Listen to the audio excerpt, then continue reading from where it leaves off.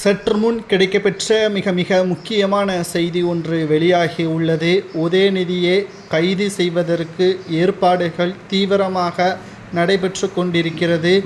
10 ஆண்டுகள் ஆட்சியை கொடுக்காமல் இருந்த தமிழக மக்கள் 2021 சட்டமன்ற தேர்தலில் 505 வாக்குறுதிகளையும் தமிழகம் முழுவதும் சுற்றுப்பயணம் மேற்கொண்ட திமுகவின் தலைவர் ஸ்டாலின் அவர்கள் பேச்சை நம்பி 2021 சட்டமன்ற தேர்தலில் திமுகவை வெற்றியடைய வைத்தார்கள்.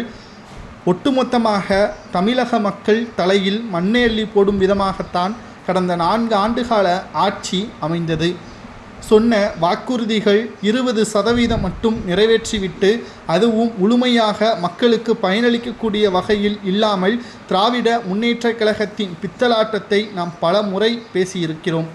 ஆனால் இந்த முறை செந்தில் பாலாஜி அமைச்சராக 3 ஆண்டுகள் மின்சாரம் மற்றும் மதுவிலக்குத்துறை அமைச்சராக செயல்பட்ட பொழுது 39,000 கோடி வரை ஊழல் செய்யப்பட்டதை நாம் முதலாவதாக தெரிவித்தோம். மேலும் முதற்கட்டமாக 1000 கோடி ஊழல் செய்யப்பட்டதற்கான ஆவணங்களை அமலாக்கத்துறை அதிகாரிகள் தமிழக தலைமை டாஸ்மாக் அலுவலகத்தில் நடைபெற்ற சோதனையின் பொழுது கைப்பற்றினார்கள் என்பதையும் நாம் தான் முதலில் தெரிவித்தோம். தற்பொழுது தொடர்ச்சியாக அமலாக்கத்துறை அதிகாரிகளது ரைடு தமிழகத்தை குறிவைத்திருக்கிறது. முறையாக அரசியல் கட்சி தலைவர்கள் வீட்டில் சோதனைகள் நடத்தினால் திமுகவிற்கு சம்பந்தம் என்று கூறலாம். ஆனால் முதலாவதாக திமுகவில் சம்பந்தமில்லாத திரைப்பட தயாரிப்பாளர், அதுவும் இளம் தயாரிப்பாளர் சமீபத்தில்தான் திருமணம் நடைபெற்றது. அதிலும் கூட திமுக சம்பந்தப்பட்ட யாரும் வரவில்லை. அப்படிப்பட்ட நிலையில் எப்படி திமுகவின் பினாமியாக அவர் இருக்கலாம் என்றும், தற்பொழுது வெளிநாட்டிற்கு தப்பி ஓடிவிட்டார் என்ற தகவலையும் நாம் பதிவு செய்திருந்தோம்.